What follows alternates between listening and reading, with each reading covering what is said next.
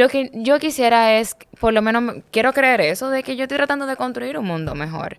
Y la otra persona que está defendiendo quizá algo diferente, está posiblemente intentando hacer lo mismo, desde su propia óptica, desde su propia interpretación del mundo, de sus propios dogmas, de su propia creencia. Si no entiendes el tema del lenguaje inclusivo, si eres de los que piensa que el feminismo no existe o no es necesario, necesitas escuchar este episodio. Yo soy Jorge Chalhub, este es mi podcast. Gracias por escuchar o por darle clic a este episodio, a esta conversación. El día de hoy converso con Pamela Checar, que es licenciada en Economía, es facilitadora de oratoria y debate.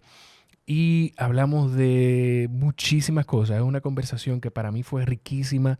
Yo creo que enriquecedora es un término más entendible. Fue enriquecedora. Hablamos de lenguaje inclusivo. Hablamos del valor del debate, incluso en tu desarrollo como persona, para comprender desde dónde parten las demás posiciones. Hablamos también del rol de la mujer en la sociedad y de una postura muy poco popular que tiene Pamela sobre la mujer y su rol reproductivo, que no debe ser un rol meramente reproductivo para la sociedad. Yo no sé si le hago justicia con esta introducción a esta conversación. Si disfrutas esta conversación, hay decenas de episodios como este, donde yo parto de la intención de poder aprender de la persona con quien me siento a conversar y de que ustedes puedan quedarse con algo. Y si lo disfrutas, pues te pido que lo compartas. Y además que si quieres impactar de alguna manera este contenido, pues puedes ir a Patreon, patreon.com/Jorge Chalhub, y suscribirte a partir de $1 para apoyar el desarrollo de este contenido. Nada, los dejo con... pueden seguir a Pamela. Yo dije que iba a dejar de hacer esto, de no tener el usuario a mano antes de grabar la introducción. pam.achecar en Instagram, ahí pueden seguir a Pamela en el contenido que va compartiendo. Y a mí me pueden seguir en @Jorge Chalhub. Los dejo con mi conversación con Pamela Checar.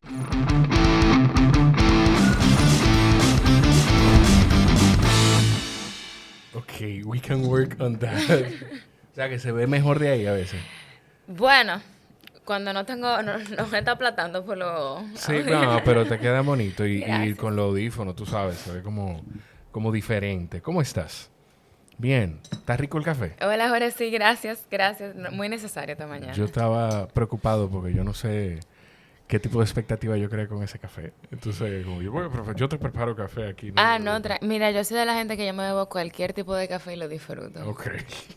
Siempre que no me le echen Splenda, yo estoy conforme. Sí, porque como que le cambia el sabor. Sí, me lo daña. Yo no sé qué va a pasar conmigo. Este comentario que yo voy a hacer va a dar un salto enorme en la confianza que tú y yo pudiéramos tener, ¿no? Es que esta es la primera vez en 3 días que yo tomo café. Yo todos los días me despierto, despacho aquí en la casa a todo el mundo y me preparo un café. Pero estaba malito del estómago y entonces yo no sé qué va a pasar conmigo. Si pausamos esto, pues nada. Yo no sé cómo tú no tienes síndrome de abstinencia. Porque yo no me bebo un café y yo no puedo ni salir de la casa. O sea, yo no puedo ni salir de la casa si me bebo un café. Porque es que me quedo en la escalera. Yo escuché, tú dices lo de síndrome de abstinencia, yo estaba escuchando un corte. Yo no escuché ese episodio completo del podcast de Joe Rogan con un señor que se llama Michael Pollan, creo. Uh-huh. Que habla como de la vida como con las plantas, alrededor de las plantas. Y él estaba haciendo una experiencia que vivió cuando dejó el café, creo que por 3 meses, algo así. Él lo que quería era como vivir la experiencia del impacto real que hace el café en ti. Y él dice que cuando volvió a tomar café, vivió una experiencia prácticamente psicodélica, como si estuviese consumiendo drogas psicodélicas. Sí. A mí no me gusta la persona que yo soy cuando no bebo café. Sí. Es que me da mucho sueño. Entonces, como que yo tengo un ritmo de vida tan acelerado que de la única manera que yo puedo keep up es con café. Una de las cosas que él hizo después de eso fue, que eso es algo que yo no haría. Primero, yo no creo que yo pudiera... Bueno, de poder, yo entiendo que podemos todos. Claro. Pero no quiero hacerlo. Dura 3 meses sin tomar café. Y ahora lo que él hace es que él dice, bueno, yo quiero vivir esa experiencia cada cierto tiempo, pues ahora pierdo, lo que hace es que se toma café una vez a la semana nada más, los sábados en la mañana. Ay, no. O sea, para peor los sábados, porque entonces por lo menos bébetelo el lunes en la mañana, Sí, que es sí, ahí sí. que más necesario. Sí. Mira, Pamela, vamos a poner a la gente en contexto. Primero vamos a compartir un poquito de ti a la gente. Lo que yo sé de ti Ok. es, primero, yo pensaba que tú eras abogada. Yo sé que no. Todo el mundo piensa lo mismo. Ya sé que no porque lo escuché con Shaula en Potenciando Sin Filtro, te escuché. Que Shaula va a creer que yo le estoy guardeando los invitados. Pero Shaula, son conversaciones que tenemos coordinadas, que estamos tratando de coordinar hace mucho tiempo. Sí, es cierto. ¿Tú eres economista? Exactamente. De formación, nunca en ejercicio. Ok. Y también sé que eres, no sé si llamarlo, yo sé que tú eres facilitadora de debate. Y oratoria. Debate sí. y oratoria. Exacto. Ok. Cuéntame un poquito de ti y vamos a compartirle a la gente un poquito de ti, porque hay muchos temas y muchas cosas que queremos Que hablar. abordar. Bueno, sí, tienes razón. Soy economista, no soy abogada. Es bueno que la gente como que se lo grabe, porque todo el mundo cree que yo soy abogada. Yo trabajé durante casi 8 años en un proyecto de debate que estábamos desarrollando en la Fundación Global, que es Funglode. Entonces, este proyecto de debate surge, que es una pregunta que normalmente la gente así, ¿cómo surge eso del debate? Cuando yo estaba en la universidad, una fundación, el Centro Bono, de hecho, ellos tenían un español trabajando aquí en España. El modelo de debate académico tiene muchísimo auge. Entonces, él llega y hace un torneo de debate académico. Debate académico es dentro de las universidades y los colegios. Exactamente. Desarrollar equipos de debate. Allá a nivel competitivo. O sea, porque un debate lo podemos nosotros sostener aquí sobre la mesa, Claro. pero ya cuando hablamos de un debate académico competitivo, hay reglas, hay formatos, hay un jurado, puntuaciones y ganadores. Ok. Entonces yo conozco en ese momento lo que es el debate académico y yo me enamoré. Me enamoré completamente porque en un periodo de como 3 meses, desde que yo entré en el debate hasta que salí, yo sentí que yo fui otra persona. O sea, yo me transformé en ese proceso. Y yo dije, oye, meto una herramienta que yo hubiese dado lo que fuera por haberla tenido en el colegio. Porque imagínate que yo hubiese pasado por ese cambio, no en la universidad casi saliendo, sino en el colegio. Tú te hiciste mejor persona después. Yo me hice, por lo menos, mejor profesional. Y sí, creo que mejor persona, incluso porque hay muchas cosas que uno aprende con el debate sobre tolerancia, sobre incluso cómo ver la vida desde una óptica completamente diferente, de que yo entendí en el debate que las verdades absolutas no existen. Claro. Yo me debatí a mí misma puntos que yo siempre defendí.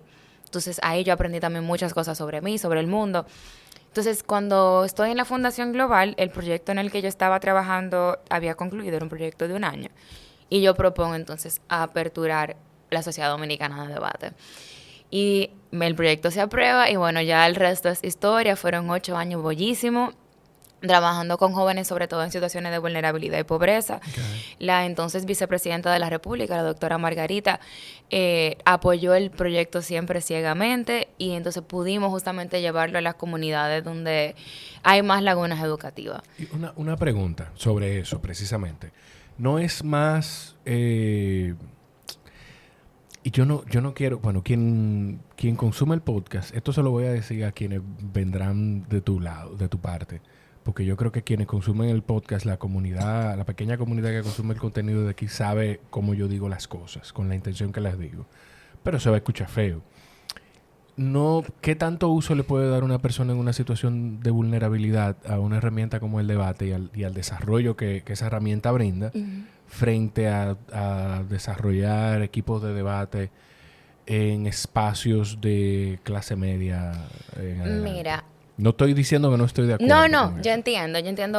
Quizás tú lo ves desde la parte de la practicidad, pero el debate enseña una destreza que en los colegios, bueno, en el modelo educativo dominicano, no solamente en las escuelas, en los colegios tampoco nos enseña, que es a pensar. Ay. El pensamiento, o sea, a pensar. La gente, cuando yo digo eso, hay gente que se queda como en blanco. Yo digo, no, es que a nadie lo enseñan a pensar. En el colegio no enseñan a escribir, a reproducir el pensamiento de otro, a memorizar. Pero el debate te enseña a pensar y a adquirir un criterio propio. Entonces, estas son justamente, todos necesitamos eso, pero una población en situaciones de vulnerabilidad y pobreza, que aprenda a pensar. Esa es la clave para yo poder romper el círculo y poder salir de ahí.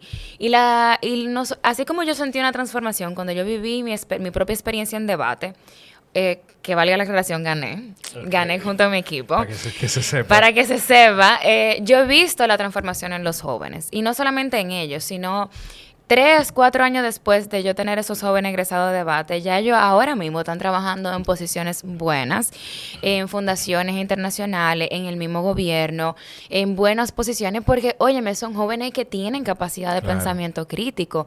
Y no solamente la capacidad, ellos tienen muchísimo interés en aprender, que eso también es súper necesario para que ellos puedan seguir escalando dentro de la pirámide social. Yo me río porque tú dices lo del sistema educativo y aquí yo tengo un tema con todo el sistema de educación de República, y nosotros hablamos de República Dominicana porque es la realidad que tenemos más cerca, pero en la gran parte de Latinoamérica y en otros países, no sé en Occidente qué tanto, pero no, o sea, lo que a ti te enseñan es a aprenderte las cosas para reproducirlas en un papel y listo. Y si pasaste ese examen, ya. Y cuidado si alguien se atreve a cuestionar a un maestro o un profesor. O sea, nosotros nos enseñan que lo que se nos da en el colegio es una verdad absoluta, incuestionable. Es la única forma también de ver la vida y de ver la historia y de verlo todo. O sea, es como... Es casi un adoctrinamiento lo que uno vive en el colegio. Entonces... Eso es. La verdad es que nosotros necesitamos ciudadanos que sean capaces de cuestionar las cosas, de que hagan preguntas, de que no se conformen con lo que dijo la prensa o con lo que dijo un experto. Digan, bueno, puede que Jorge sea experto en podcast, pero yo no estoy de acuerdo con ese criterio. Déjame yo ver por qué, déjame yo cuestionar a Jorge. A mí se me queman los huevos hervidos, yo no soy experto en nada. O sea, pero eso, lo del... Hay universidades que están haciendo, porque yo lo he vivido, que están haciendo el esfuerzo de incluso ya el estudiante no es estudiante, sino participante. Y el profesor no es profesor, sino facilitador. Facilitador, exactamente. Y es un modelo en el que es un modelo horizontal. Ajá, exacto. Exacto. Donde se puede, en teoría, tú puedes como que llevar una conversación mejor, y por eso hay muchas personas que recordamos, profesores de nuestra adolescencia, de nuestra infancia, que nos decían, no se embotellen las cosas, procesenlas, desarrollenlas, pónganlas en sus palabras, construyan una idea a partir de eso. No me Jorge, ¿qué dijo Colón o Rodrigo de Triana cuando llegó? Gritó tierra. No, pero dime que, o sea, no me diga lo que dice el libro. Exacto. Dime qué tú piensas. ¿Qué tú piensas? Exacto. Y por eso uno recuerda a esos maestros. Claro, porque te abrieron la mente. Esas fueron esas personas que te ayudan y sobre todo que te validan el criterio. Porque una de las cosas que la gente no entiende es que cuando tú no le permites a un estudiante cuestionar nada, ni tener opiniones, entonces es un estudiante que siente y entiende que nada de lo que piense tiene validez.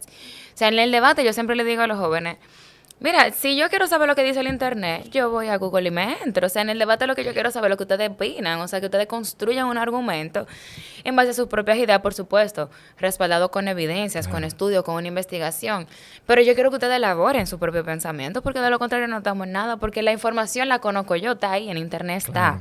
Entonces, sí, el debate es buenísimo, realmente, para eso. A mí me gusta, yo no sé si tú conoces el concepto, tengo mucho que no hablo de eso aquí en el podcast, pero el concepto de multipotencialidad. Okay. La multipotencialidad es una persona con multipotencial.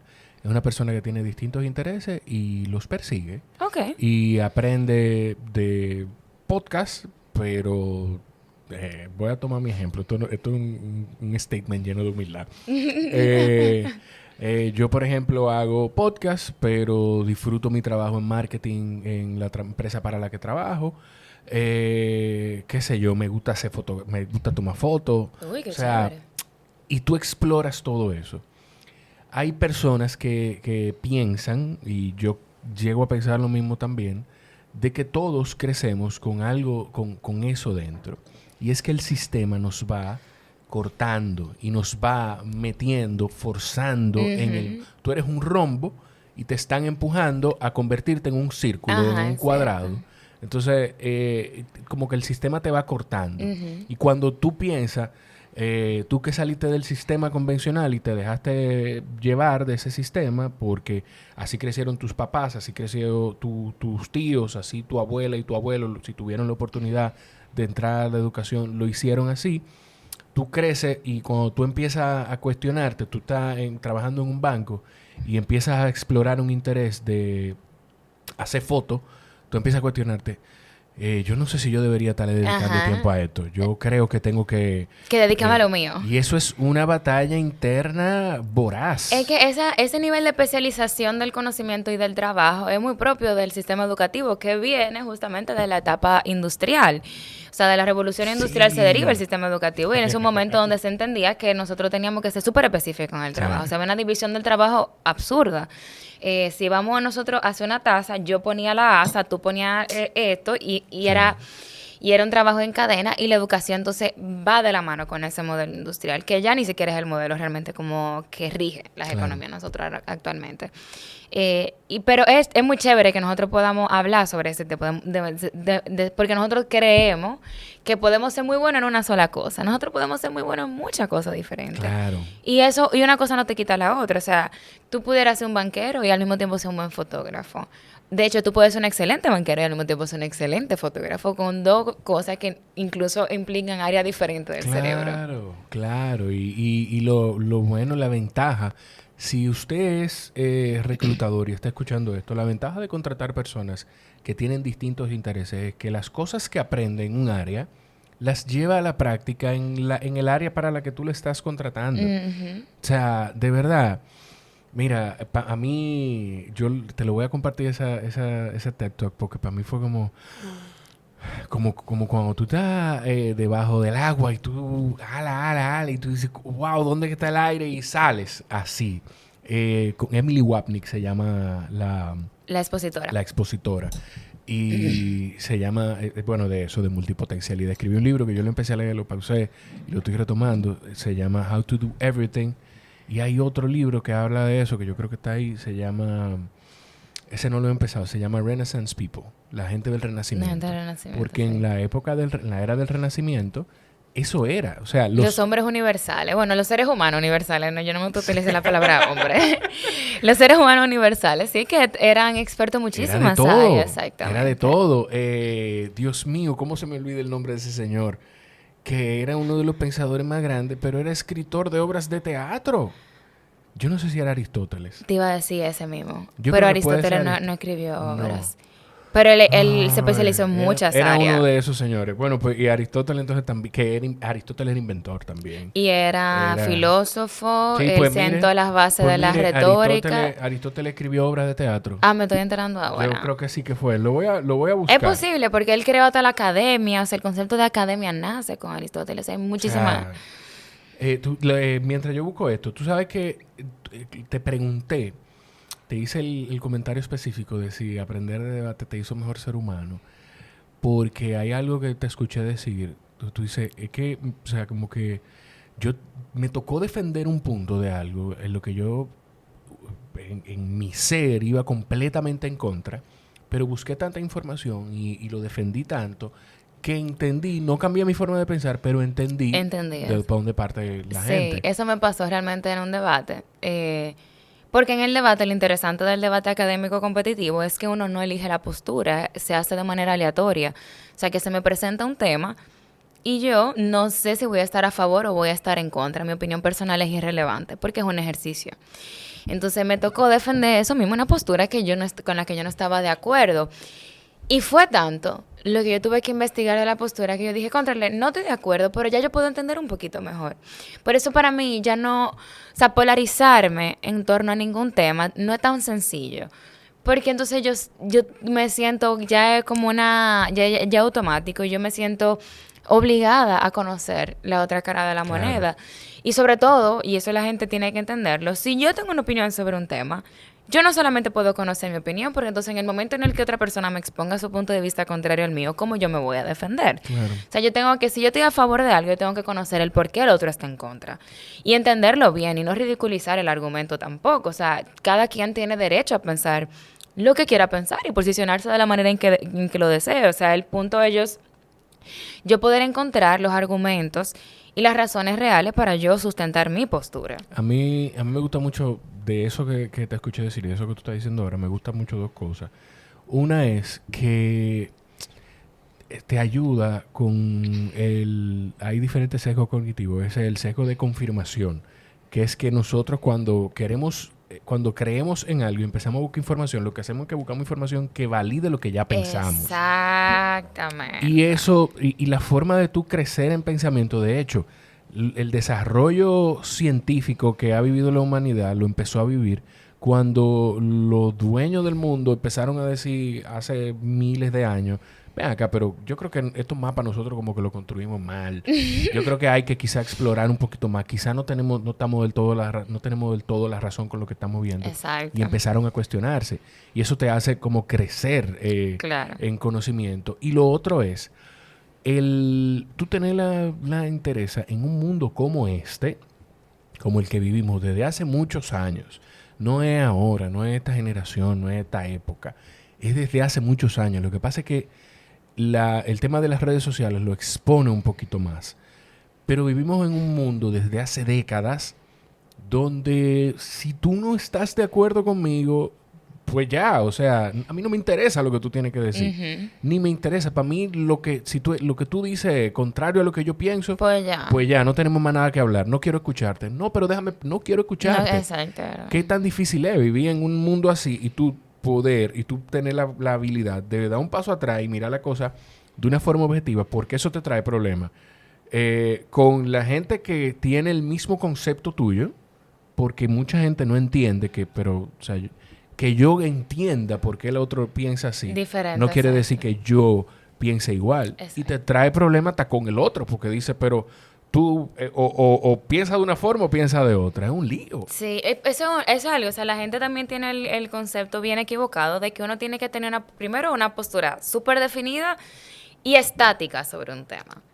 O sea, la parte de estática, y eso la gente tiene que entenderlo. Si yo hoy me posiciono sobre un tema a favor, pero mañana, o sea, en 5 o 6 años, yo cambio de opinión. Óyeme, yo soy un ser humano. O sea, yo tengo todo mi derecho a cambiar de opinión y mis opiniones ni tienen que ser estáticas ni tienen que estar completamente definidas. Hay muchísimos temas sobre los cuales yo puedo decirte, mira, yo no tengo información suficiente para posicionarme.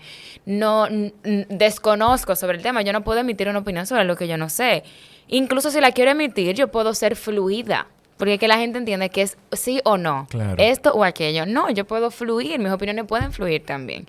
Y en ese proceso de tú negociar y de tú compartir opiniones con personas que crean diferente a ti, es perfectamente natural que eso pase. Yo encuentro incluso que es un símbolo hasta de grandeza. Que tú te puedas sentar a debatir con alguien y que en ese debate tú puedas reestructurar a tu forma de pensar las cosas a la luz de nuevas evidencias, a la luz de nuevos razonamientos. Tú apegarte a una postura porque sí. Eso yo entiendo que es un símbolo incluso de mediocridad. Yo decía debilidad, pero mediocridad golpea más a la gente Es que que piensa así. es verdad, Sí. eso es muy mediocre. Como que, yo me voy a aferrar a esto porque sí. Mi hermano, no. Y mira, lo bueno es cuando tú empiezas a pensar así, cuando tú empiezas... Yo el otro día, no sé por qué, hace mucho, estaba pensando, no sé por qué me vino eso a la cabeza y digo, cónchale, el tema había un candidato a la presidencia en Estados Unidos, Andrew Yang se llama, que proponía el ingreso universal, que es como que todo La el mundo renta básica tenga universal. Ajá. eso. Y yo decía, yo no sé si en este momento yo estoy del todo de acuerdo con eso. Y me agarré pensando así. Y lo que más me llamó la atención fue cuando yo dije, pero ¿por qué yo construí ese pensamiento de esa manera? Porque yo dije, en mi mente, porque yo pensando todo esto disparate, porque yo dije que yo no sé si en este momento, porque me hice esa aclaración y como que hice todo ese ejercicio. Y, cónchale, qué bueno tener como poder sentirme que por momentos, porque igual nosotros todos vamos fluyendo, Claro. para utilizar ese término.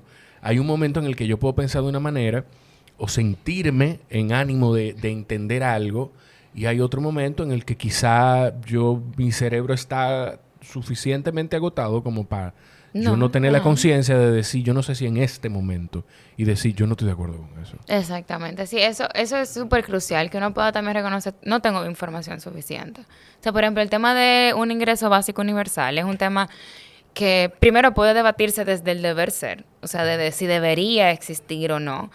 Y luego también, entonces, si se puede debatir desde la óptica de política pública, Claro. de si puede hacerse, de si hay forma de hacerlo, de cuál sería el impacto de hacerlo. Y eso es un debate mucho más técnico, ya ahí se amerita de un conocimiento económico. Eso no es un tema sobre el que una gente se pueda posicionar porque tú le hagas la pregunta, que ese es el problema de los dominicanos, que queremos opinar en todo. Si usted quiere generar una opinión, entonces infórmese. Por eso mismo, o sea, ese ejemplo es buenísimo, porque hay tanto debate sobre eso, desde una óptica técnica, desde una óptica de conocimiento bien especializado, y los dominicanos queremos venir a opinar como que nosotros fuimos a la universidad por 6 años a estudiar ese tema. Entonces, hay que ser humilde con la generación de opiniones. No, exacto, hay que ser humilde con la generación de opiniones, porque Claro. es en todo, o sea, es difícil. Yo creo que el ser humano en general le cuesta, o a la mayoría de la gente le cuesta, decir no sé, o decir, ¿tú sabes qué? Déjame Lee un chisme antes de responder. déjame investigar antes de decirte. Yo en un par de entrevistas que he tenido o que había tenido antes de trabajo, claro, por si me están viendo,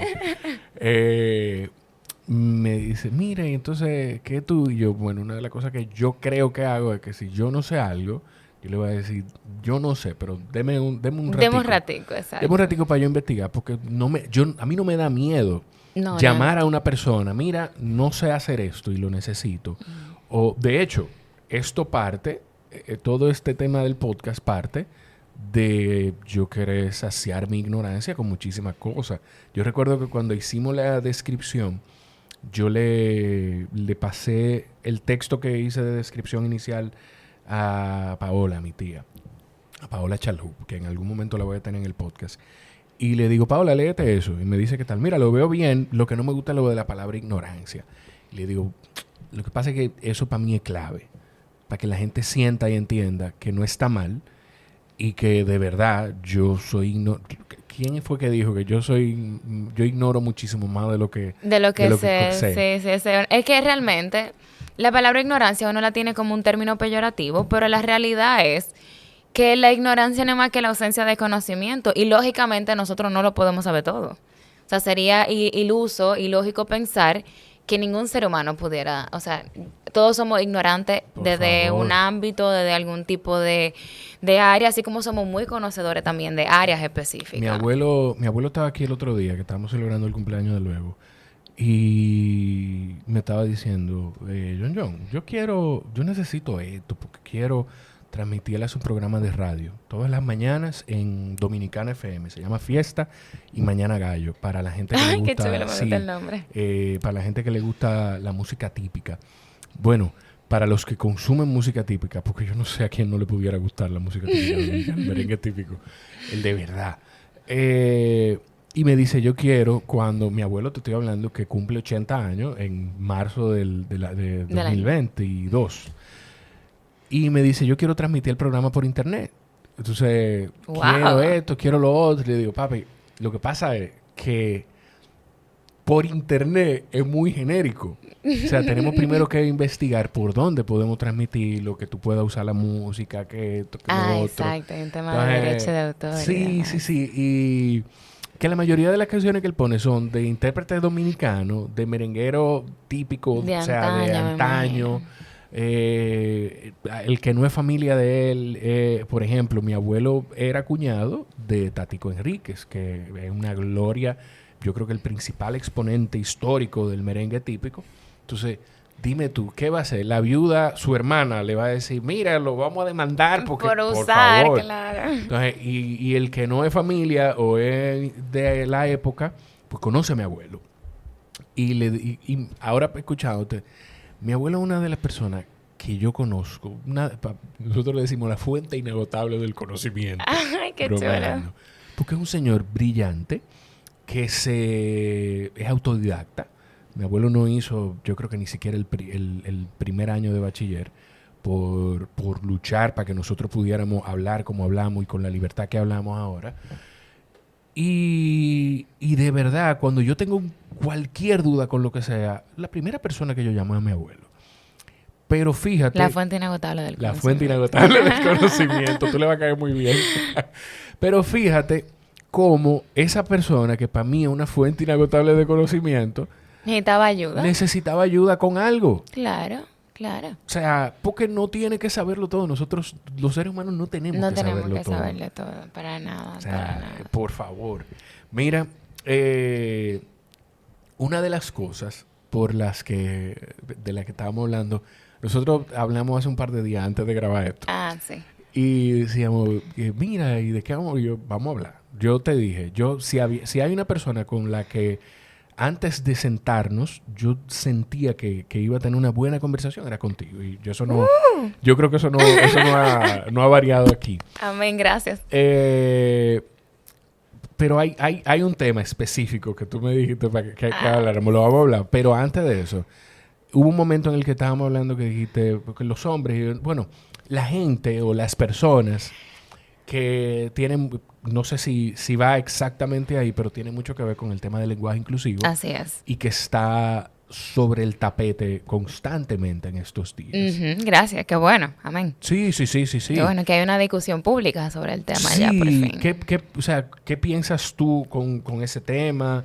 ¿Hasta dónde? Yo no sé si es correcto decir hasta dónde está bien o hasta dónde, o en términos gramaticales y de oratoria y en términos técnicos. Ujú. Y qué tanto podemos hacerle entender a la gente que es necesario, quizá. Mira, lo primero con el lenguaje inclusivo, que yo creo que como que el punto de partida para cualquier discusión que se haga alrededor de ese tema, es que es una propuesta en construcción. O sea, está en el debate público, pero no está como la versión definitiva de una ley. O sea, es una propuesta que está en construcción desde los diferentes sectores. O sea, desde el feminismo, desde la comunidad LGBTIQ+,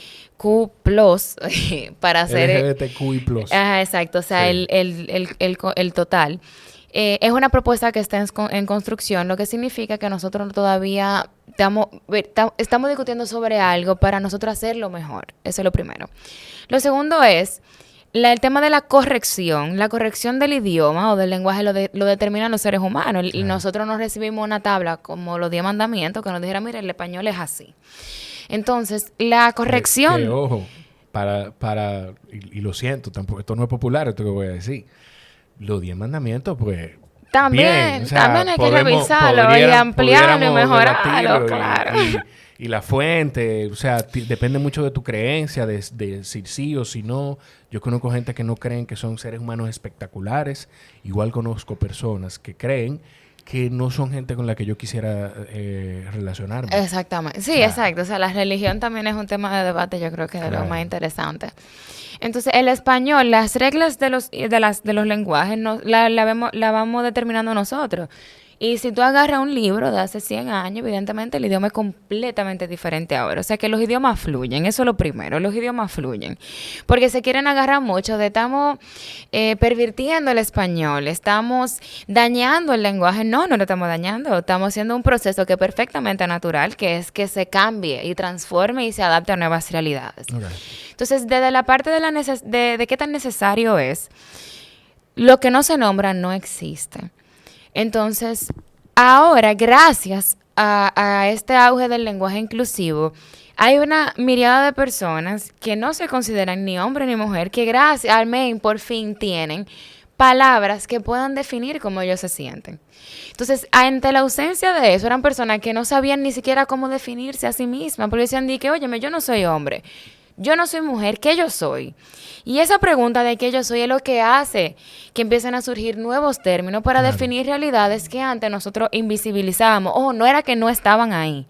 O sea, no es, que esto también la gente tiene que entenderlo, no es que la comunidad LGBT no existía antes y existe ahora porque somos locos. No, ha existido desde siempre. Lo que no hemos tenido palabras que permitan identificarla.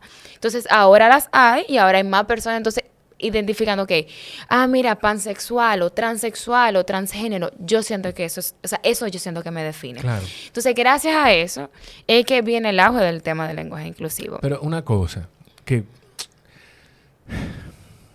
yo, por ejemplo, y ojo, esto yo lo digo sin saber cómo se puede sentir una persona que está en una situación así. me refiero específicamente cuando tú dices que hay personas que no se sienten ni hombre ni mujer, que no se sienten que son definidos por una orientación u otra. Entonces, ¿cómo hacer entender a una gente que eso puede pasar? Porque es que lamentablemente el ser humano parte de la individualidad. O sea, yo porque he podido ir desarrollando y entendiendo y aprendiendo de que no todo el mundo se siente y va a pensar como yo pienso. Exacto. Pero si yo nunca me he sentido con esa duda de definirme como un hombre o como una mujer, ¿dónde estoy? ¿Cómo yo puedo entender eso? ¿Cómo yo puedo entender que una persona se sienta de esa manera? Yo entiendo, mira, eso es una pregunta que me han hecho muchas veces antes. Sí. Y yo sé que quizás tú no eres la persona más indicada porque quizás no te has sentido así tampoco nunca. Pero mira, ¿cómo yo lo puedo entender? Uh-huh. Porque yo reconozco justamente que porque yo sea incapaz de entender una realidad no significa que no exista. Entonces, de la cosa que siempre la gente me dice, dije, pero Pamela, ¿cómo que una gente no se va a sentir hombre o mujer? Y yo dije, bueno, yo no sé cómo se siente eso. Y quizás tú tampoco, pero si esa persona dice que siente eso, ¿quién soy yo para cuestionar lo que esa persona siente? Si yo misma he cuestionado muchísimas veces cómo se define una mujer. O sea, yo como feminista tampoco me siento identificada con la identidad construida alrededor de la feminidad tradicional y típica. Entonces, si yo siento ese cuestionamiento de que yo no tengo que ser mamá, yo no tengo que ser la que atienda las cosas en mi casa, si yo he cuestionado esa construcción social, entonces, ¿qué me dice a mí que otra persona no puedan cuestionar otro tipo de cosas? No, y yo no sé qué tan identificada tampoco tú te sientes con la construcción que hay con la construcción que tiene la sociedad en general. No estoy diciendo que sea esa la realidad. Uh-huh. Con la construcción que tiene la sociedad en general de una feminista.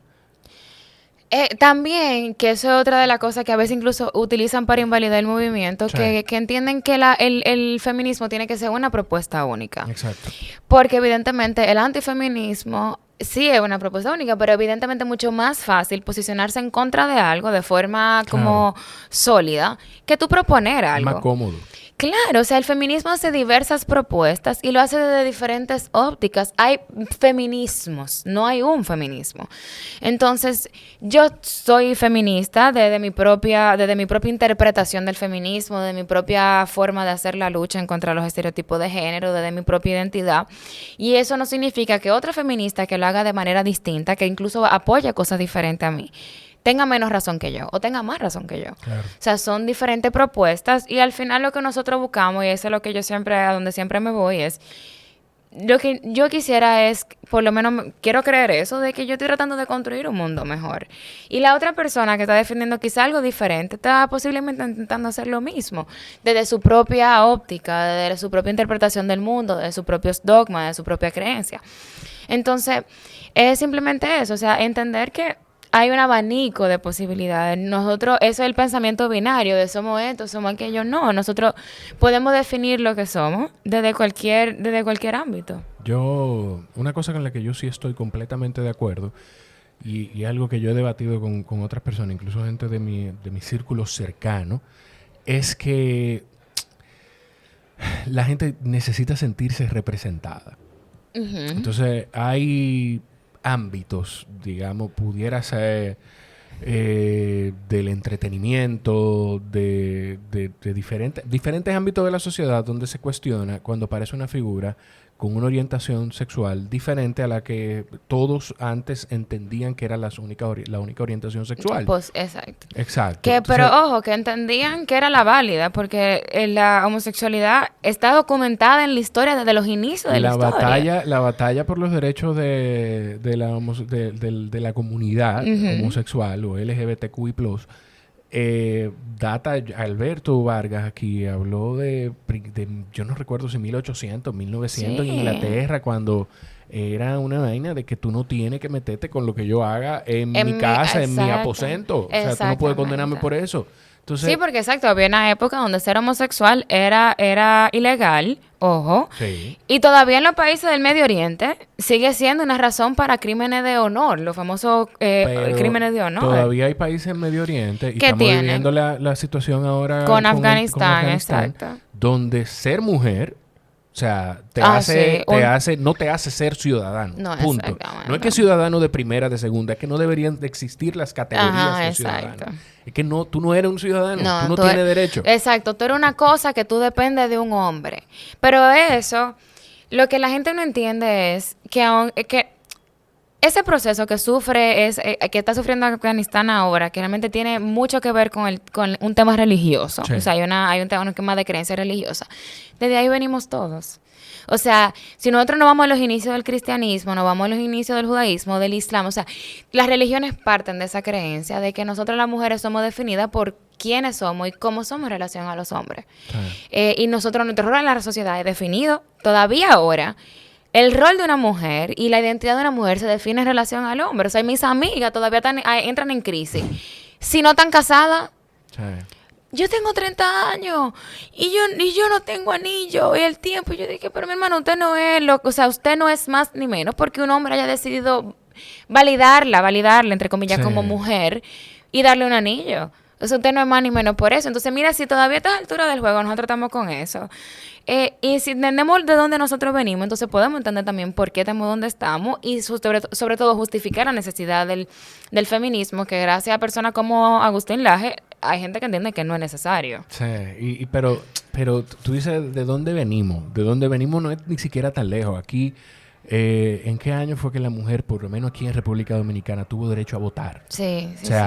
Tampoco exacto, no estamos hablando de 200 años atrás. Estamos hablando de que yo creo que en los 50 fue que empezaron a poder estudiar en la universidad. Estudiar en la UAS, exactamente. O sea, sí. En los 50 estamos hablando de que mi abuelo estaba en los vivo, 50 tenía quizá 14, 15 años. O sea, exacto. Entonces, mi abuelo viene de una generación que creció en ese mundo en el que, y gracias a Dios, uno de los hombres más con sus bemoles de haber crecido ahí, pero es uno de los hombres más progresistas. Amén. Esa es la palabra. Sí, mi abuelo es un hombre muy progresista y mi entorno familiar lo es en muchas cosas, en otras no tanto.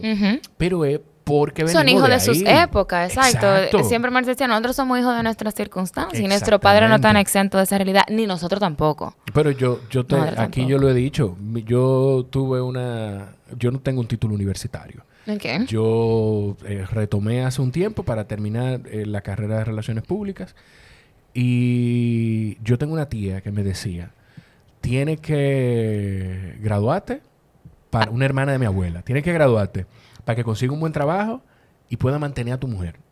Sí, de mantener a tu mujer, buenísimo. Pero tú sabes algo, yo como con 16 años le decía, mantener a mi mujer. ¿Pero y por qué? Primero, ¿por qué? Y segundo, como yo, que crecí con mi mamá, que me crió a mí y a mi hermano y nos mantuvo ella a nosotros, con la ayuda que mi papá aportaba cada vez que podía y desde la distancia porque no estaban casados. ¿Cómo yo me busco una mujer para yo mantenerla? Pero mira, mi familia... Que no está mal, si se puede hacer y si lo puedo hacer y si decidimos en conjunto hacerlo. Exacto, si decidimos en conjunto. Por favor. No porque estamos obligados a hacerlo. No, pero si mi mujer carga conmigo, yo aquí... nosotros nos dividimos los gastos realmente. Yo pago los botellones, ella paga todos los otros servicios. El agua cuando llegue. Yo pago el agua y friego y lavo. Perfecto. Y no friego siempre. Y no siempre. No siempre. Yo pago el agua, friego a veces y lavo. Y ella paga los servicios y todo. Pero mira, está vale. O sea, yo entiendo que es un tema de consenso. Y nosotros no tenemos que definir nuestros roles por lo que la sociedad a nosotros nos imponga. Yo tengo un ejemplo igual al tuyo. Mi mamá es hija única. Y la generación de mis abuelas, ellos son 10 hermanos, de los cuales, si no me equivoco, son 7 u 8 mujeres.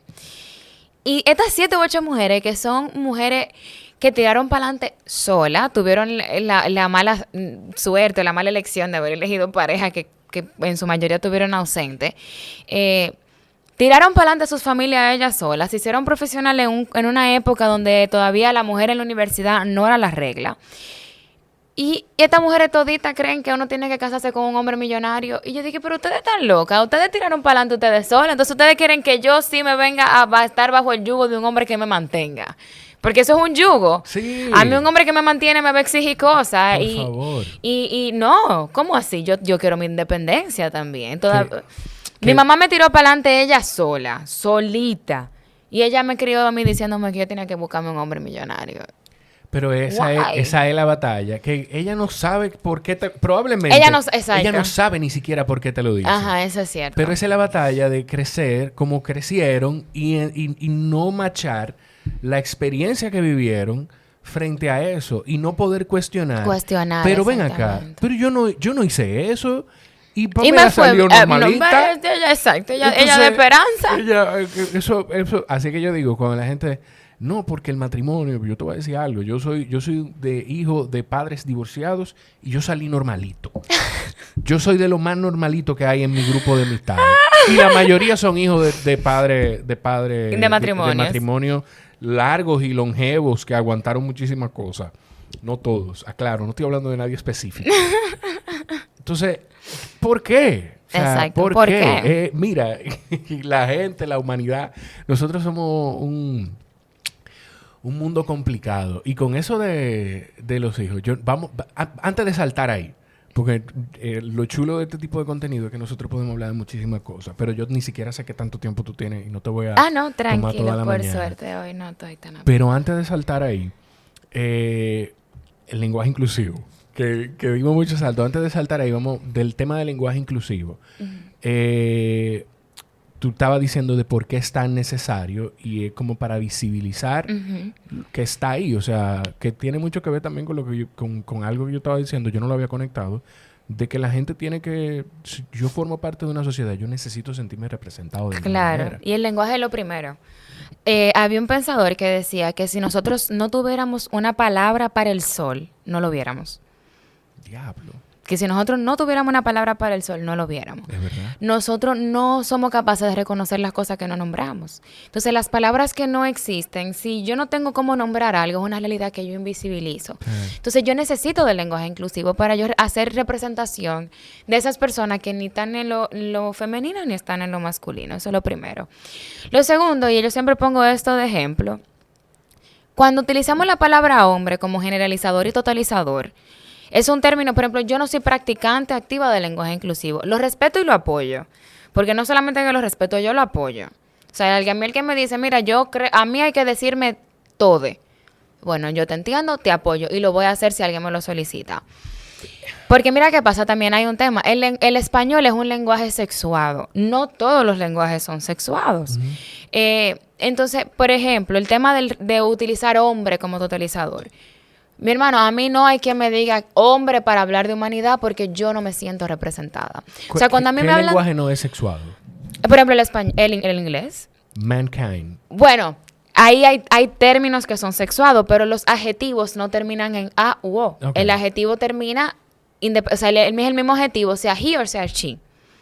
Okay. ¿Entiendes? Sí. Entonces, eso es un lenguaje no sexuado. Sí es cierto que existen palabras como mankind que evidentemente hablan de hombre. Sí, se refiere a humanidad. Exactamente. O sea, la traducción es humanidad. Humanidad, pero sí. Parte con... El man, exactamente. Claro, y hay muchos otros ejemplos también que pueden utilizarse del mismo inglés, aunque en general se considera un idioma no sexuado. Okay. En español... sí, somos un idioma totalmente sexuado. Entonces, la misma forma en que nosotros categorizamos algo, si es varón o si es mujer, incluso cambia la forma en que lo interpretamos y la forma en que lo vemos. Hay un TED Talk súper interesante que es sobre el lenguaje, como que language shapes the way we think, creo que se llama. Mándame el link para ponerlo en la descripción. Se lo voy a enviar, buenísimo. Decía, por ejemplo, que hay idiomas donde los puentes, por ejemplo, te pone el ejemplo del puente, hembra. O sea, para nosotros el puente es masculino. Uh-huh. Entonces ella decía que en los idiomas donde el puente es femenino, los adjetivos utilizados para definirlo eran diferentes que en los idiomas donde el puente es considerado masculino. Por ejemplo. El masculino, cuando nosotros el puente lo vemos como una estructura grande, fuerte. Exacto. Sí. En los que son femeninos, se considera algo estético.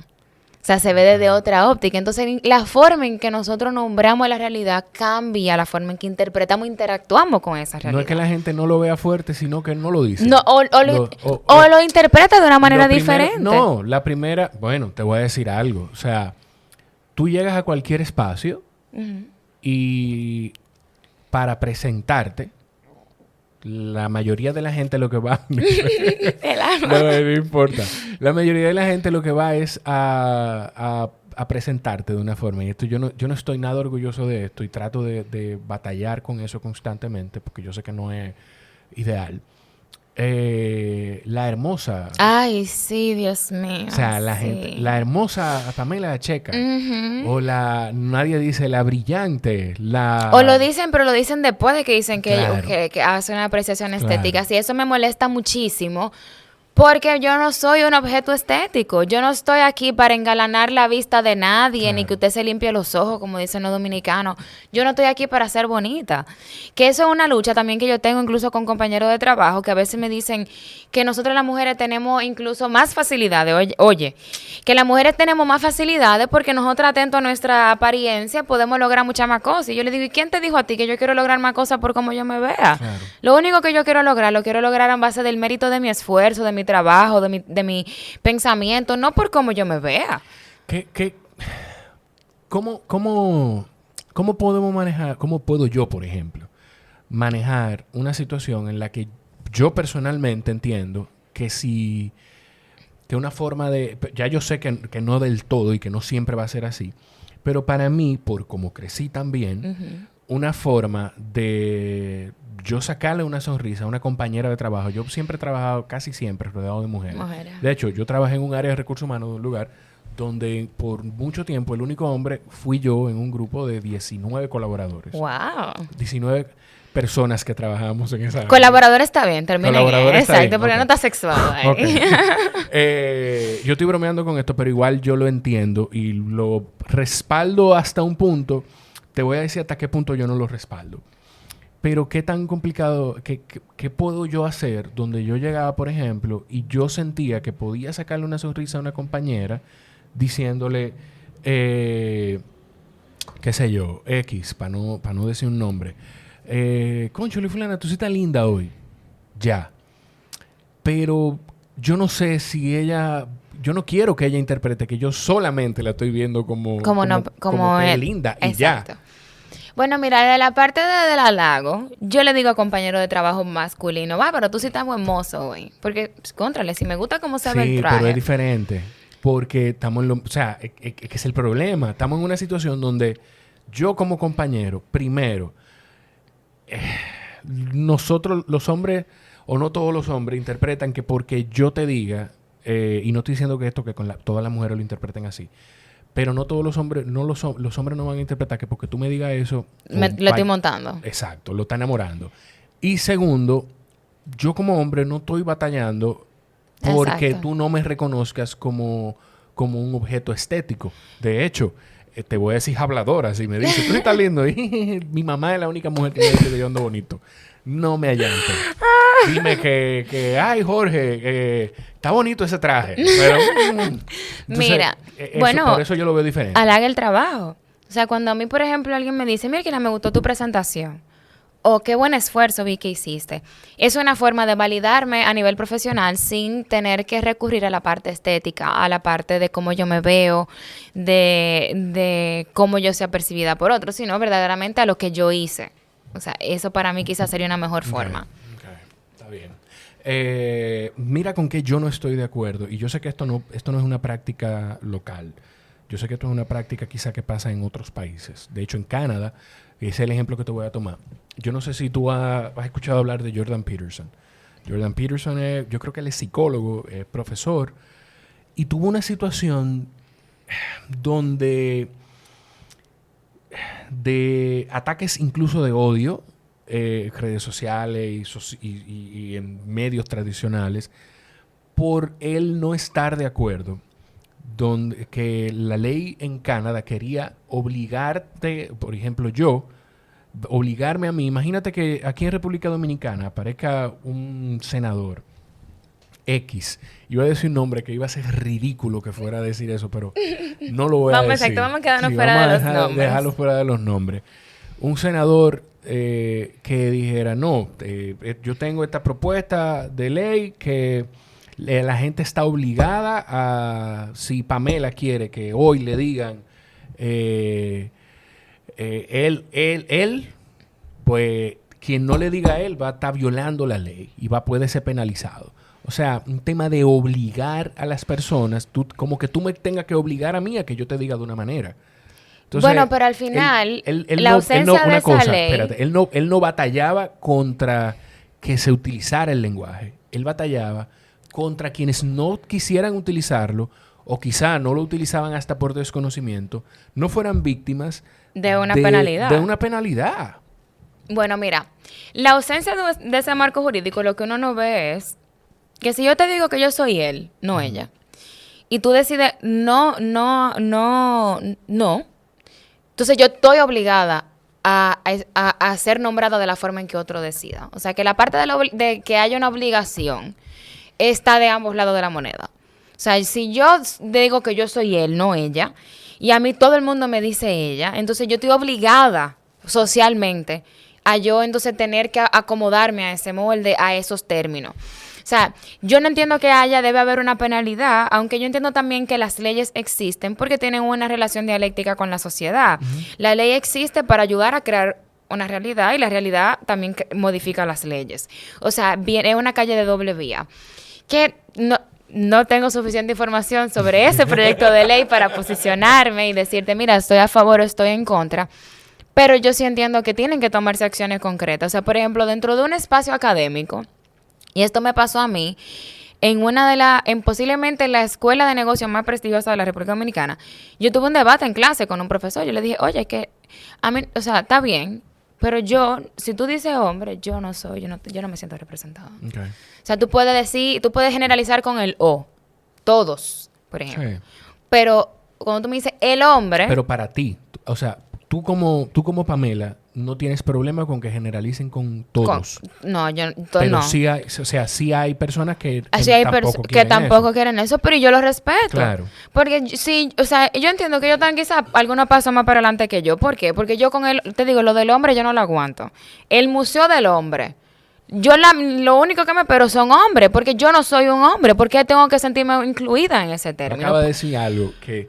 Si esto fuera un podcast con relevancia alguna, tuviera ya la gente preparándose para manifestarse frente al Museo del Hombre para que lo cambien, ojo, viendo los tiempos hacia los que nos dirigimos y los tiempos eso va a cambiar. Tiene que cambiar. En algún momento el Museo del Hombre va a dejar de ser el Museo del Hombre y tendría que ser... Del ser humano. O de la humanidad. O de la humanidad, exactamente. El Museo de la Humanidad. Exactamente. O sea, pensándolo así y pensando también... Yo recuerdo muchas personas, en lo que estábamos hablando con cuestionar el sistema y cuestionar la forma en la que nos educan.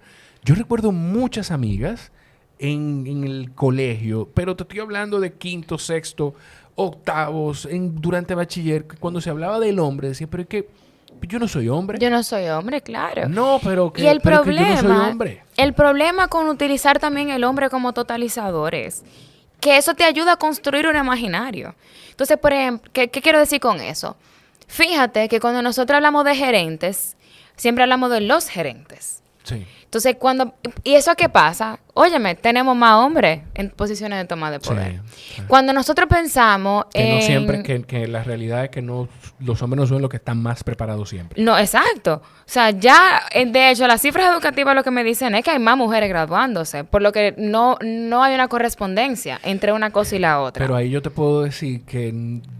Por lo menos, y esto es un punto muy sesgado de mi parte, yo soy muy claro y lo reconozco, y yo sé que no es una posición popular, no todo el que sale, para mí, no toda la capacidad de una persona ejecutar una posición directiva parte del desarrollo universitario. Ah, no, claro que no. O sea, la mejor... O sea, pero un parámetro. Exacto, pero exactamente. Te sirve como parámetro de, oye, se me están graduando más mujeres que hombres. Sin embargo, más hombres siguen ocupando posiciones de poder. Sí. Entonces, las empresas también muchas de las empresas ya tienen mucho más personal femenino. Sin embargo, mientras tú vas ascendiendo en la cadena directiva, se va masculinizando la cadena directiva. Yo he tenido la dicha, y eso de verdad que son de las cosas que yo agradezco a la vida y a las personas que me han dado esas oportunidades. Primero, de trabajar con liderazgos femeninos. Uh-huh. De hecho, de las personas de quienes yo más he aprendido son personas son liderazgos femeninos, Dulce Marchena. Somos mucho más horizontales. O sea, hay muchas personas con quienes yo he podido trabajar así. Y en empresas que apuntan hacia eso. Primero que el desarrollo de las carreras son en base a competencias Muy bien.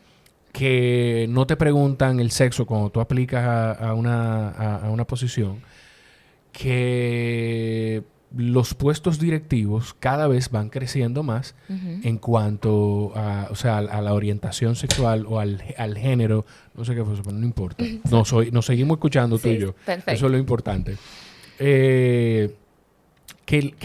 Los puestos de dirección cada vez se dividen más en el género. O sea, que son más balanceados. Sexual, Sí. son cada vez más balanceados. Yo he tenido una ventaja que la gente no sabe el valor que eso tiene. Porque habrá incluso mujeres, habrá incluso feministas, para no decir solo mujeres, habrá incluso feministas que no estarán de acuerdo conmigo. Pero para mí, definitivamente, las mujeres y los hombres tienen características en muchas de personalidad que nos hace comportarnos diferente. O sea, fíjate que te lo dije, habrá personas que no estarán de acuerdo conmigo. Yo sé que una persona no es más ni menos responsable por ser mujer, pero para mí, y eso hay data que lo podemos buscar, hay gente que se preocupa por si una mujer sale embarazada, cómo va a rendir en el trabajo en el futuro. Sí, eso es cierto. Y de hecho hay números que demuestran que cuando una mujer da a luz, rinde más y es mucho más comprometida con su trabajo en el futuro. Porque hay una persona que depende de ese ingreso también. Lo de la razón la podemos debatir. Exacto. Pero sí, estadísticamente podemos buscarlo. Yo sé que hay data de eso, de que cuando una mujer da a luz, rinde más en su trabajo, en la mayoría de los casos. Y es mucho más comprometida con su trabajo en la mayoría de los casos. Pero también hay un tema, por ejemplo, las mujeres, muchas mujeres, después de que se convierten en madres, se ven en la necesidad y en la posición de tener que asumir menos. Por ejemplo, pueden rendir más, pero ¿qué pasa? Tratan de optar menos por posiciones, por ascender dentro del trabajo, porque entienden que no pueden, que tienen que balancear, que es una preocupación que el hombre no tiene. Sí, eso es verdad. O sea, la mujer tiene que balancear la casa y el trabajo. El hombre no tiene que balancear nada. Por eso es que decimos que la liberación femenina no existe. Nosotros no nos liberamos de nada. Nosotros seguimos siendo madres, seguimos siendo ama de casa, pero también tenemos ahora que ser profesional y tenemos que ser buenas en las dos cosas. Sí. No. Óyeme, para mí es indiscutible que la mujer lo lleva más difícil que el hombre. Mil en la sociedad, veces. Pero por mucho, Mil veces. por mucho. O sea, yo tengo compañeros de trabajo que se van a las 10 de la noche de la oficina y nadie les dice nada. Pero una mujer se va a las 10 y de una vez dice, ay, y el marido de ella, ajá, y ella no tiene hijos. ¿Qué hace aquí tan tarde? Exacto. Pero todos mis compañeros tienen sus hijos, todos los varones. Entonces a ellos no se les cuestiona. Pero ahí depende mucho, y de nuevo, yo sé que en la mayoría de los casos es así, pero ahí depende mucho también de formación, de desarrollo y de todo, porque yo te puedo hablar por mí. A mí me dolió muchísimo yo nada más tener 3 días cuando mi hijo nació. Claro. Mientras que mi esposa ¿Tenía? tuvo 3 meses, yo creo, de Ajá. licencia, más las vacaciones que acumuló. O sea, me dolió primero porque... Esto no es algo popular lo que voy a decir. Porque ella podía dormir cuando el niño dormía, yo no. Yo me despertaba en la madrugada. Y segundo, porque de verdad yo quiero participar. De Claro. verdad, para mí... Y hay más hombres sintiéndose como tú. Sí.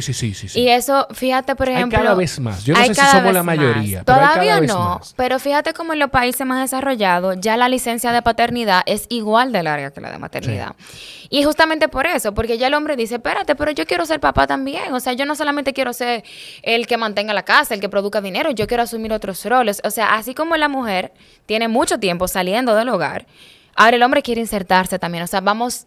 La verdad que, y eso no lo podemos discutir, estamos mejor que antes. Claro. Por favor. Porque también me dicen, Pamela, pero antes era peor. Sí, tampoco es que estamos donde queremos llegar. O sea que por eso la lucha sigue. Entonces, sí, la licencia de paternidad, aquí nosotros deberíamos hacer una reforma del Código Laboral desde una perspectiva de género.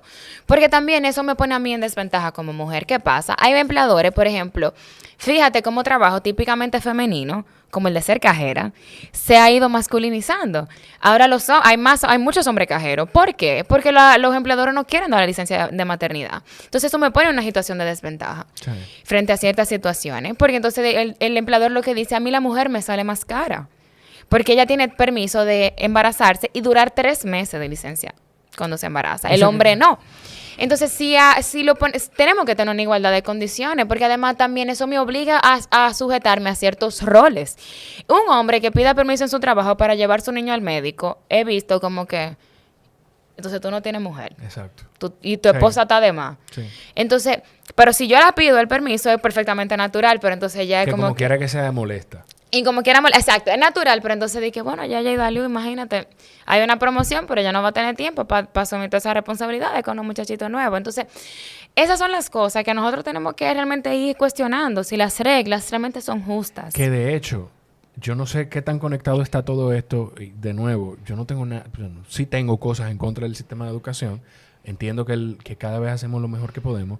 Pero también esa forma de pensar de que el que más trabaja es el que más tarde se va, de que el que más productivo es el que, dura más horas el que en la menos se oficina. para, Ajá. el que dura más tiempo en la oficina, tenemos que cambiarlo. Definitivamente. O sea, tenemos que cambiarlo. La gente, yo tuve un trabajo donde mi supervisor directo decía, tú eres de los cinqueños. No es que yo soy de los cinqueños, porque a las 5 arrancaba. Te iba, ajá. Si yo no tengo nada pendiente del día, ¿Qué yo voy a hacer ¿qué ahí yo hago perdiendo aquí? tiempo? Esperando para Exacto.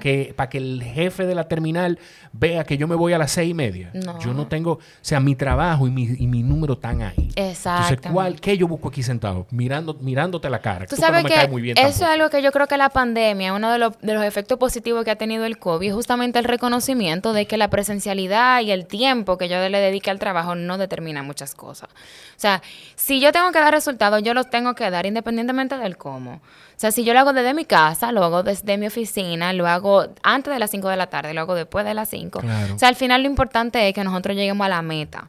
Y si yo le doy al empleado, al colaborador, la oportunidad de definir su cómo más práctico, posiblemente le aumente la productividad y sea mucho y rinda más. Si el colaborador forma parte del proceso de construcción de cuáles son las metas, si el colaborador siente mayor compromiso, o sea, Claro. eso es. Yo no voy a Además, por hablar ejemplo, mucho. hay gente que Ya. no rinde en la mañana.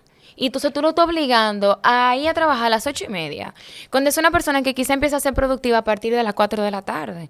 Entonces ya a las 4 de la tarde está exhausto. Sí. Porque tiene el día entero en la oficina batallando contra el sueño, etcétera. O sea que hay muchas normas, hay muchas reglas que tenemos que redefinirlas y ser un poquito más abierto. Sí, definitivamente. Mira, uno de los roles de... Ya casi estamos terminando. No, Uno de los no, roles... tranquilo. No, yo sé, tranquila. Yo sé que tú sacaste tiempo para esto. Pero uno de los roles por los que se mide a la mujer... Yo tenía aquí una pregunta y dije, yo la voy a hacer... De aquí a que vamos a partir con este tema. Pero uno de los roles por los que se mide a la mujer es a lo que vamos a llegar aquí con esta pregunta que yo tenía, que es si hay alguna opinión tuya de la que tú te sientes orgullosa que no es popular. Y más que opinión, es una posición de lo que yo estoy hablando. Totalmente. Adelante. Deja caer esa bomba. Las mujeres no nacimos para ser mamá. Esa es mi primera opinión. No nacieron No solamente para ser no, mamá. no nacimos para ser. Nosotros no nacimos para nada. O sea, nosotros no tenemos nada predeterminado, ni ustedes tampoco, ni los hombres ni las mujeres. Yo no nací para ser mamá. Yo nací con la capacidad de serlo. Pero Ok. yo no nací para ser mamá. Ok, ya entiendo, ya entendí, o sea, ya entendí. Porque yo iba a empezar a decirte, pero Pamela, mira, o sea, nosotros somos animales al final y hay un tema reproductivo que la única en el mundo, en la raza que lo puede hacer es la hembra. Esa es una concepción equivocada, porque yo no puedo quedar preñada sin un varón. Entonces, la Sí, pero dos varones reproducción... juntos no pueden quedar No, ni dos mujeres tampoco. tampoco. O sea, pero la reproducción es un trabajo de dos. Sí. Eso es indiscutible. Sí. Pero la sobrepoblación mundial también es un tema. O sea, que el tema de la reproducción no es necesariamente como un argumento así. O sea, ahora estamos luchando con que la gente, por favor, en alguna parte del mundo dejen de reproducir. Sí. Porque hay demasiado. Estamos luchando estamos educando en los países democráticos. Hay países como China que usted no puede tener más de X cantidad de muchachos y listo. Porque tienen demasiada gente. O sea, la verdad es que China está sobrepoblado, la India también. O sea, hay muchísimos países que tienen un problema de sobrepoblación grandísimo. Entonces, esa sí, la opinión, popular opinion Sí. y postura. No, las mujeres no nacimos para ser mamá. Nosotros no nacimos para nada. Nosotros qué? nacimos para hacer lo ¿Qué? que nos dé la gana. ¿Desde cuándo tú tienes... perdón. para que estemos claros con esto. Tú no quieres tener... o sea, tú tomaste la decisión de que tú no quieres tener hijos. Exacto. Yo me siento posicionada de que yo no quiero ser madre. Me gusta como tú dices, yo me siento posicionado. O sea, como en este momento, exacto, eso es lo que yo he pensado hasta ahora. Exacto. Yo tengo casi que 7, 8 años. Desde esta perspectiva, me siento que... O sea, yo no tengo un llamado a la maternidad. No me atrae. No me interesa. Ahora... Yo sí reconozco que yo soy un ser humano y por tanto yo puedo fluir. O sea que si en 10 años a mí me pica la abejita de la maternidad y me da con que yo quiero tener un carajito, yo lo voy a tener porque yo no estoy obligada a atarme a una opinión. Tú me ni llamas siquiera propia. y vienes tipo 4:30 de la tarde. Ajá. Cuando te pique eso, tú vienes 4:30 de la tarde, que Jorge Iván está en su buena. En su buena. Y para ver si te mantiene picando. Sí, eso. Tú ves, eso es lo que mucha gente me dice. Pamela, esto no es fácil. Claro. O sea, yo tengo mucha gente que me ha dicho, óyeme, y madres, ojo, porque si tú me dijeras que... No, madres que me han dicho, mira, si tú no tenés eso, Sí. amén. Porque la verdad es que esto no es para todo el mundo. Esto es difícil. Esto no es fácil. Es un sacrificio sumamente grande. A mí me gusta mucho la vida como yo la vivo ahora mismo. O sea, me gusta mi estilo de vida, me gustan las responsabilidades que tengo y las libertades que tengo también. Cuando uno se convierte en madre, primero hay un desbalance total porque yo tendría muchas más sacrificios que hacer que mi pareja, que mi esposo. Claro. Personales, laborales, económicos, de toda la naturaleza. Pero el desbalance empieza incluso hormonal. O sea, empecemos sí. por ahí. Bueno, es verdad. O sea, mi cuerpo va a sufrir muchos cambios y puede sonar muy egoísta, muy vain, muy superficial. Pero, hermano, ¿usted sabe lo que yo he trabajado para estar flaca? No, tú te ríes y... Óyeme, yo he trabajado y yo tengo todo el derecho de yo querer disfrutar mi cuerpo y de yo quererme ver de cierta manera. Y si nada más pensar en yo embarazarme y yo coger, o sea, esa cantidad de libras para someter a mi cuerpo a ese nivel de estrés hormonal, no me llama. O sea, no me llama para nada. Mira, yo... Y parirlo mucho menos y cuidarlo tampoco. Es complicado. Yo debí tener esta conversación con ella antes de decir esto. Por lo menos... O quizá hasta coordinar y que ella tuviera la conversación. Pero yo he querido ser papá toda la vida. Toda la vida. O sea, desde que yo tengo... Yo no recuerdo desde qué año. Pero yo siempre quise que yo quería reproducirme. Y yo quería ser papá. Y yo quería tener un hijo.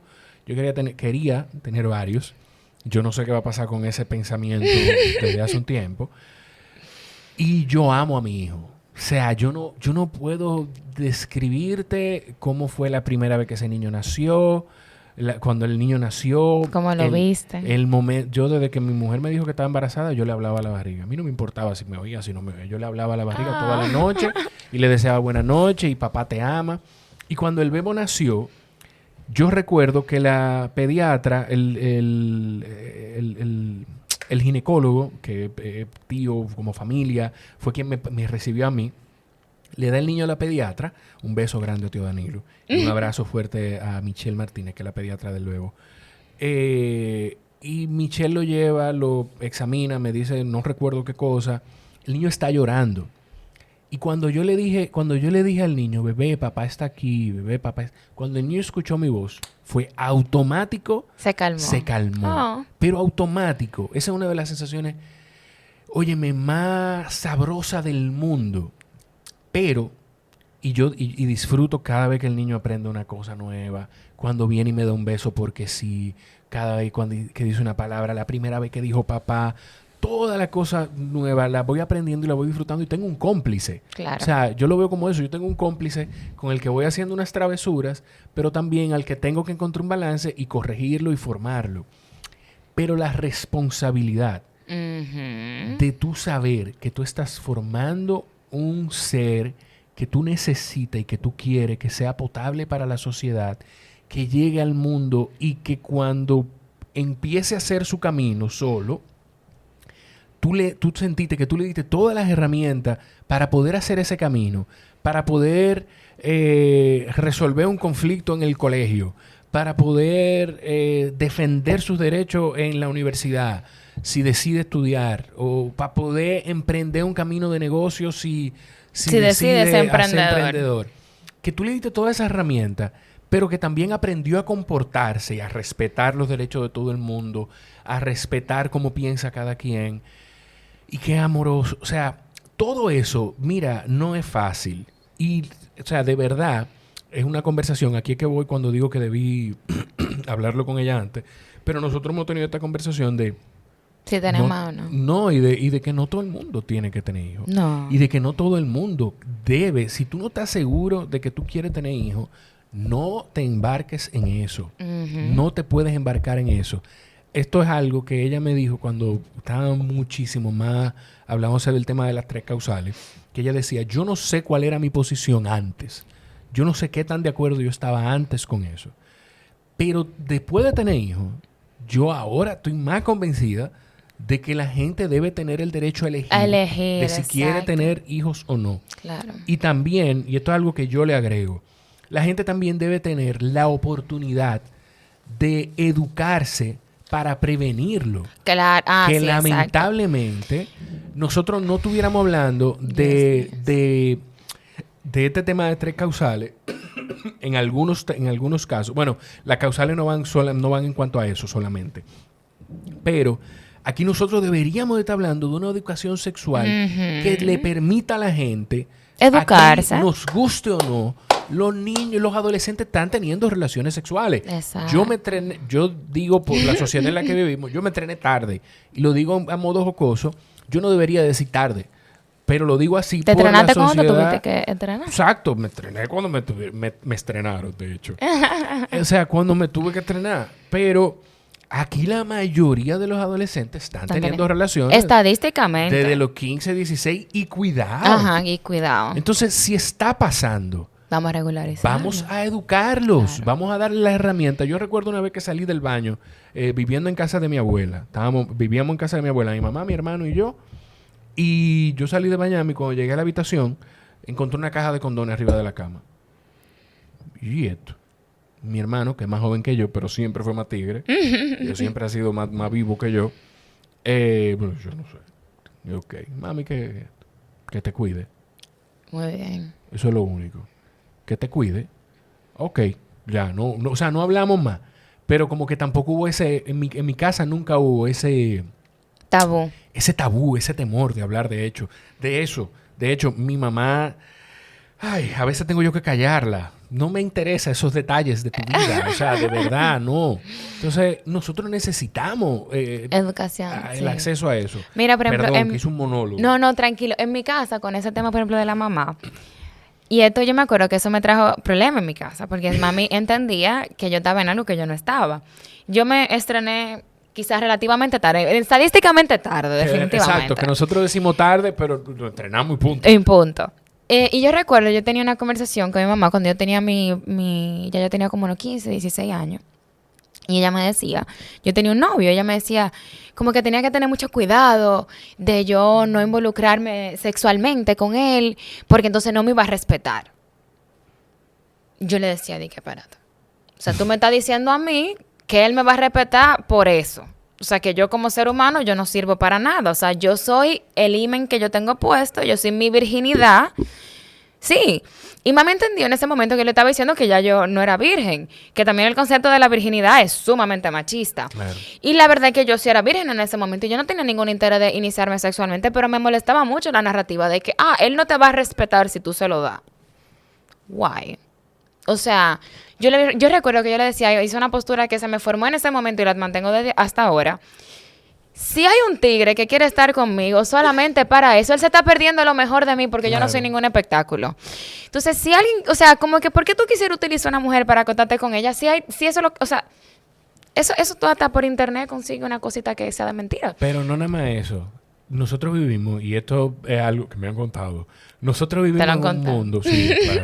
Nosotros vivimos en un mundo, no, o sea, yo tuve vida antes de casarme, pero vivimos en una sociedad donde si tú tienes la oportunidad, porque es una oportunidad y es una dicha encontrarte con una persona con la honestidad suficiente de si te conoce y se siente atraído a ti, decirte, mira, yo la verdad no estoy buscando una relación.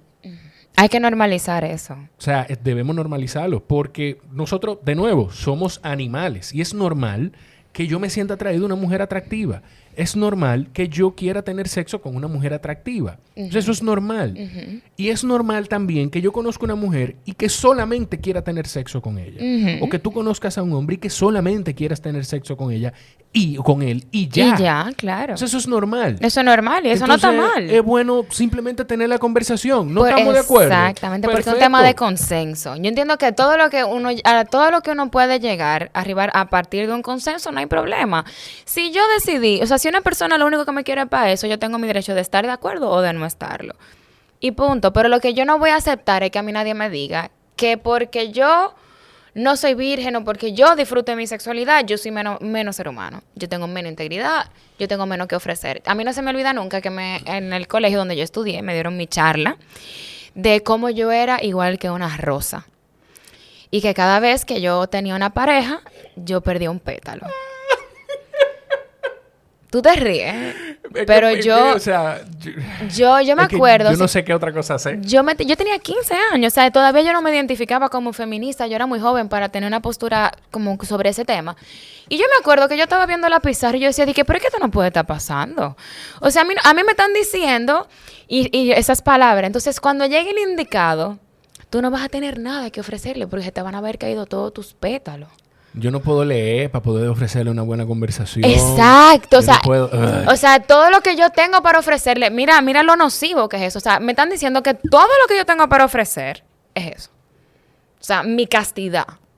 Y eso es tan terrible porque entonces justamente por eso es que está el famoso slut shaming. De tú avergonzar a una mujer en la medida en que disfrute abiertamente de su sexualidad. Y una cosa que lamentablemente pasa, y esto no es un ataque al feminismo, pero una cosa que lamentablemente pasa es que, de nuevo, probablemente por el mundo en el que crecimos, muchas veces ese slut shaming viene de mujeres a mujeres. Sí, pero mira qué pasa. Primero sí, pero tanto igual, los hombres también hacen muchísimo slut shaming. Pero lo que la gente tiene que entender es que el mismo machismo que te cría a ti... O sea, tu cara... Es muy expresiva. Sí, y me encanta, porque me gusta que tu cara es muy expresiva de un punto... Eso no era necesario, Jorge, ese comentario. Pero está bien. Porque mira qué pasa. La gente lo que no entiende es que el mismo machismo que cría a los hombres, cría a las mujeres. Sí. Entonces, la mujer es tan hija del machismo como lo es el hombre. Sí. Y de hecho, si no fuera así, nosotros viviéramos en un mundo totalmente polarizado. O sea, es imposible pensar que los hombres todos son machistas y todas las mujeres son feministas. Porque para que haya un sistema de opresión, el oprimido tiene que estar de acuerdo.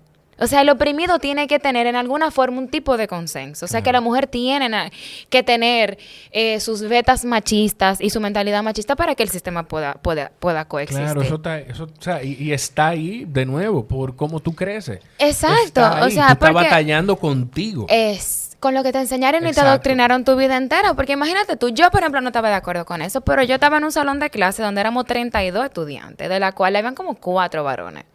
Entonces, de esas 28 que quedan por ahí, vamos a decir que 10 hayan asumido lo que le enseñaron en el colegio, en el lugar donde ella fue a adquirir conocimiento. Es una persona que bate en la calle creyendo que las mujeres se definen por su sexualidad y que ella tiene más para ofrecer en la medida en que se guarde. O sea, su humanidad se reduce a sus órganos reproductivos. Y eso es una narrativa que tenemos en la cabeza todavía. Sí. Pero Agustín Laje dice que el feminismo no es necesario. Qué vaina. Sí. Tú sabes que yo quiero... hace mucho tiempo yo decía que no me interesaba hablar con él. O sea, no que no me interesaba hablar con él, sino que yo no sentía que... Yo siento que mis neuronas se mueren cuando yo lo oigo. Yo no sabía si quería tener una conversación con él aquí, en este ambiente. Y yo quiero... O sea, yo quiero, porque yo lo que quiero es como entender. Hay personas con las que a mí no me interesa hablar. O sea, y lo puedo decir abiertamente. A mí no me interesa, por lo menos en este momento de mi vida y cuando estuvimos en campaña, hablar con Ramfi Trujillo, por ejemplo. O sea, pero para nada, porque yo no creo que tener una conversación que traiga siquiera ese nombre a la mesa vale la pena para algo. Y yo siento también que en ese momento él estaba jugando con la mente de un grupo de personas que lamentablemente son susceptibles a ese tipo de pensamiento. Entonces no me interesaba. Darle un espacio. No me interesa todavía darle este pequeño espacio para eso. Pero con Laje, yo sí quiero hablar porque yo quiero entender de dónde viene ese pensamiento de él. ¿Qué lo formó a él? Que lo hace pensar de esa forma que, contrario a lo que una persona como tú, por ejemplo, que se ha formado en debate, yo no sé si él se ha formado de esa manera. La verdad que como debatiente, Laje es una estrella. Sí, pero... Desde la óptica del uso de las herramientas, de los recursos, eso no se lo puede quitar nadie. Pero lo que yo no sé, y es quizá porque yo no he hablado con él o no lo conozco fuera de la cámara, fuera de esa labor, yo no sé qué tan flexible es él a entender la posición del otro. Por lo que yo he visto, yo necesito entender eso. Todos los videos de Laje me lo he visto. La verdad es que él no parece ser una persona muy abierta a otras opiniones. Él tiene una postura muy normativista, o sea, él entiende que, por ejemplo, de la naturaleza se desprenden leyes morales y éticas desde la óptica de la lógica, de la lógica como una disciplina de la filosofía. Eso es una falacia, o sea, tú no puedes desprender de la naturaleza leyes éticas ni morales de ningún tipo. Eso es lo primero. Pero yo entiendo que él también ha aprovechado un nicho. Él tiene todo su derecho de tener la postura que él tiene. Claro. Pero, y eso lo comenté en el podcast de Chaula, ¿qué postura te ayuda a construir un mundo mejor? O sea, ¿cómo es el mundo mejor? Desde la óptica de que las mujeres estamos obligadas a asumir ciertos roles y los hombres obligados a asumir ciertos otros. O si desde una óptica donde yo no nazco obligada ni atada a nada por los genitales que yo ni siquiera elegí tener. O sea, ¿cuál mundo es mejor? Esa es la pregunta que yo me hago. Yo entiendo que el mundo donde yo soy libre de elegir quién yo soy y cómo yo serlo, y yo tener la libertad de yo actuar según mis emociones, según mis sentimientos, según mi ideología propia. Contrale, yo entiendo que ese mundo es mejor, que en el que a mí me obligan a yo asumir roles porque yo tenga senos o porque tú tengas tus órganos reproductivos. O sea, es eso. ¿Qué mundo no? ¿Cuál postura nos ayuda a construir una realidad más inclusiva, más justa, donde las personas se sientan más libres? Yo siento que hay muchas cosas que aprender de eso que tú dices, pero también siento que algo que le ha dado fuerza a su posición y a él es la actitud de las posiciones, de la gente que tiene posiciones radicales. Que él es una de ellas. Sí, pero lo que no quisiera es aprovecharte. No le vamos a dar payola gratis a una persona con quien yo tengo diferencia ideológica tan considerable. No, perfecto. Esto no se trata de una conversación sobre él. Y de hecho, tenemos 1 hora y 20 minutos hablando y ahora que sin traerlo, sin la intención de traerlo al tema, surgió ahora. Dios mío, había una cosa que yo te iba a decir sobre todo esto y se me olvidó. ¡Ay! No, pero de verdad se me olvidó por completo y lo tenía en la cabeza sobre el tema sobre esa posición y esa postura no popular. Pero nada, yo me acordaré. Por eso que tengo que tener algo aquí para ir anotando cosas. No se me pasen. Mira, Pamela, de verdad, gracias. A ti, Jorge, por la invitación. Me ha encantado estar aquí en el día de hoy. También, yo estoy muy feliz, me siento honrado de tenerte, agradecido de poder ir conociendo. Esta es la maravillosa vida de las redes sociales, de ir conociendo gente como tú que primero me dona su tiempo para venir aquí y a traernos conocimiento y a poder tener conversaciones abiertas sin ningún tipo de prejuicio, entendiendo que tú tienes una postura. Yo creo que las posturas las compartimos. Amén, qué bueno. Aunque hay cosas en las que no estamos del todo de acuerdo, pero las compartimos y entendemos y respetamos cómo piensa cada quien, que para mí eso es algo que necesita toda la humanidad, de entender que cada quien, parte del entorno en el que creció. Claro. O sea, si yo voy con un poquito más... ¿Cómo traducimos kindness? Gentileza, amabilidad, hasta de amor, para ponerlo más lleno. Si de verdad, esto puede ser muy, muy cursi, pero si yo voy con un poquito más de amor y de cariño a recibir lo que piensa la otra persona, primero, si la otra persona viene con una posición hostil, probablemente eso lo va a bajar un poquito y vamos a poder llegar a un nivel donde se puede tener una conversación rica y abierta.